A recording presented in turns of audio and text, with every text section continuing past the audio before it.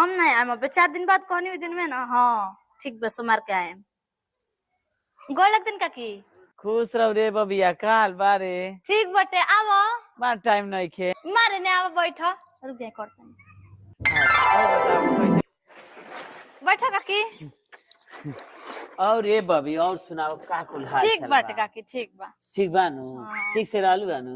हाँ साल भर के दिन रनिया कोनो दुख ना भइल। अरे बबिया तो पहुना तो के जाने मारे न किनारे आ ही बल जानला मन लगे कहतड़ू हाथवे पे ले रहनी हमरा के वहां के अखिया से ओझल ना होके देवेनी आ हमरा के त 1 मिनटवा बिसारे लना ये जाइल बन तो देखबो है फोट फिर क देने। अच्छा बतियावा